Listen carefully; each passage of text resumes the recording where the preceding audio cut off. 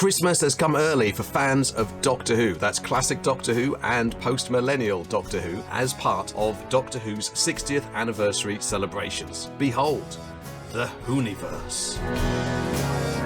This is huge. Basically, all of Doctor Who and its spin-off shows is now on BBC iPlayer, effectively free for BBC license payers. I'm going to show you exactly what's in the Whoniverse. I'm going to talk about one particular pivotal classic Doctor Who story which rather conspicuously is not in the Whoniverse. And along the way, I'm going to remind you about a couple of features that BritBox had that the new Whoniverse experience does not yet. There'll also be 3 appearances from Sir Patrick Stewart, so do look out for that. Now, this morning I woke up about 7 a.m. and immediately turned my TV on and went to the BBC iPlayer app, and I kind of expected the Whoniverse to be emblazoned across the entire front page, and instead I saw the children's show Yakka D. However, when I scrolled down just a bit, the Whoniverse appeared, so that's not too bad. Now let's see how prominent then the Whoniverse is on oh yes, Yakka D is also the main thing. We have to remind ourselves that Doctor Who is not the be-all and end-all of everything. It is the be-all and end-all of most things. So here we are, look at this. Interestingly, this uses the same images of the Doctors as was on BritBox, because BritBox, of course, used to have classic Doctor Who. And I made 5 videos about BritBox. And at the end of this video, I'll link to a playlist so you can go back and compare and contrast. Right, look at this Explore collection. Every Doctor, every companion, every enemy. Discover the Whoniverse, only on BBC iPlayer. And of course this image kind of hammers home the fact that we've got Doctor Who, old and new, and spin-offs as well. Got Gwen Cooper there and Sarah Jane Smith and Martha Jones. Lovely. Straight away, we can see the whole thing. I've seen everything. I've seen it all. It's nice because anyone who used BritBox will remember that the navigation was not one of BritBox's strong points. It was really frustrating at times. Whereas here, we can just see everything. Everything. All in one go.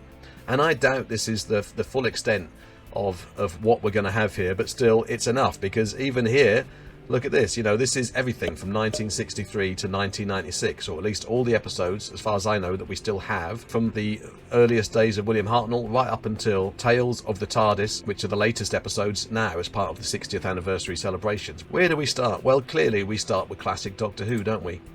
That's where we start. Now, I hate to start by acknowledging something that isn't here, but it's really unfortunate that an unearthly child, the very first adventure of William Hartnell's first Doctor, is not here due to wrangles, shall we say, between the BBC and the son of the writer, Anthony Coburn. That's a bit of a downer, isn't it, really? But, we have to look at what is here. I think that's a great way of looking at life. Let's focus on what is here as opposed to what is not. And, starting season 1 with a great big 7-part Dalek story is still pretty cool.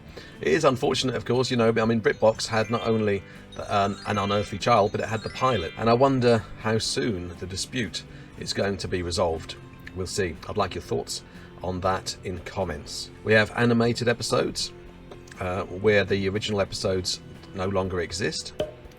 And something that is on all, as far as I can tell, of the classic Doctor Who material is just brilliant accessibility stuff so that everyone can enjoy these stories. Each story has a brief description of the episode there, and also audio description and sign language, as well as subtitles too.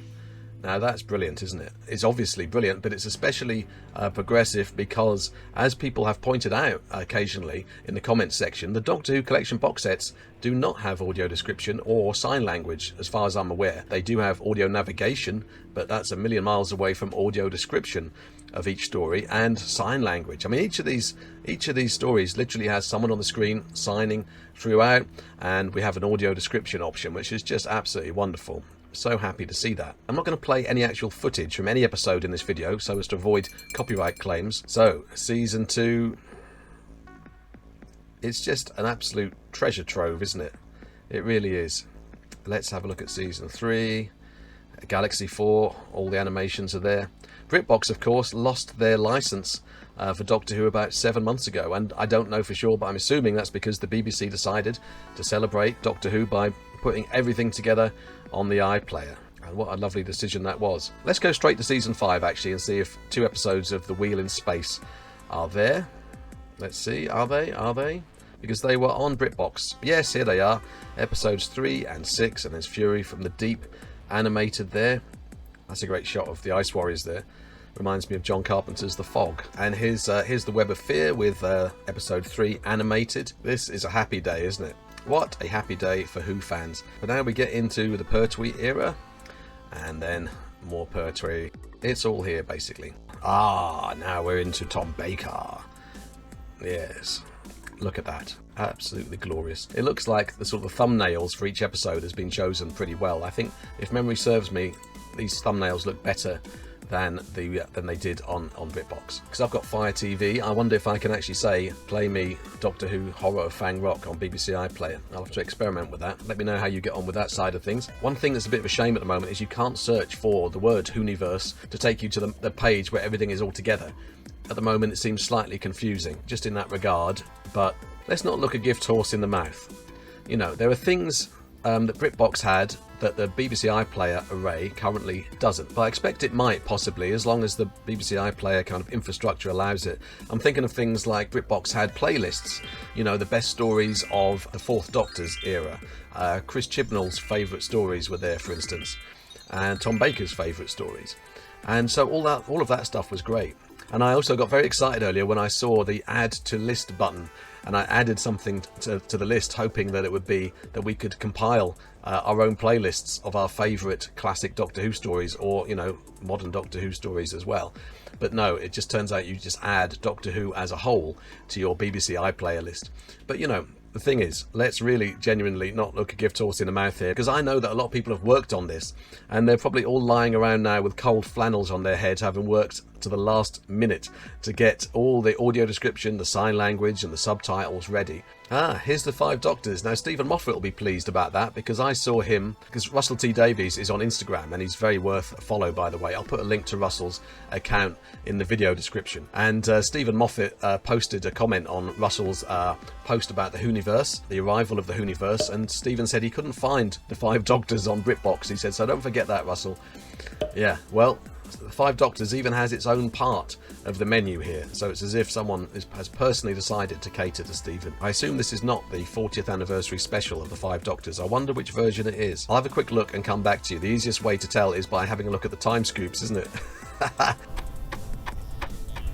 I just had a look, and it's actually the original version. As far as I can tell, it's the originally transmitted version of the 5 Doctors. I just saw the time scoop pick Sarah Jane up from the bus stop, and it was a sort of a flat black time scoop, which I think suggests that it's the original version. I'd be surprised if the 40th anniversary special ends up here for free, because it is a real USP of the collection box set, and I think that's fair enough. Maybe they could put the special edition here.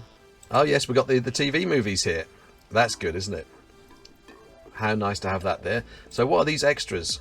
So why are these extras? Why have these not been put into their appropriate seasons? Does anyone have an answer for that?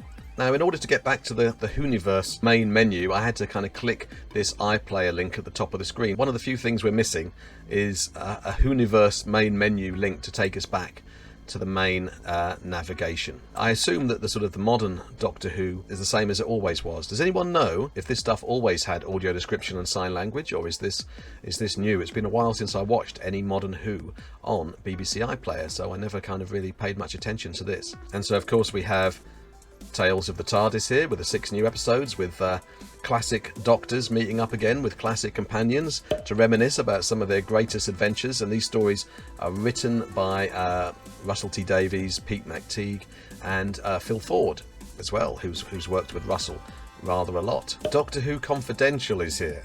Now that's great, isn't it? People who love Doctor Who Confidential, and I was a pretty big fan of it myself, will really be into this. Doctor Who Confidential, of course, was a documentary series made for the first 6 series of the show before, unfortunately, it was discontinued.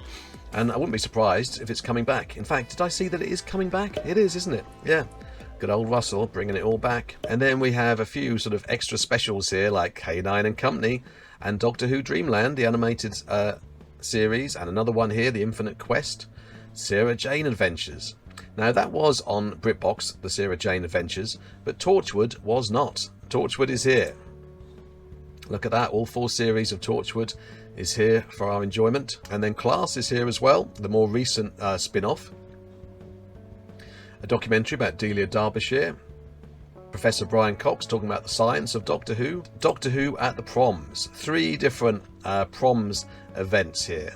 Isn't that great? Who's Doctor Who? Now that's such a nostalgic affair for me. Who's Doctor Who? I mean, that really shaped my kind of understanding and knowledge of Doctor Who. Presented by Melvyn Bragg, this documentary from 1977 was just great. How wonderful to have all of classic Doctor Who just on our TVs at our beck and call. Notwithstanding the odd kind of significant omission there, it really is an incredible thing. Get down in comments, let me know what you think about it. Let's have a chat about it. Here is my playlist of 5 videos I made about the BritBox platform when it hosted classic Doctor Who. And if you click on that playlist, it will show you those videos in chronological order. Thanks so much for watching, and don't forget to embrace your obsession.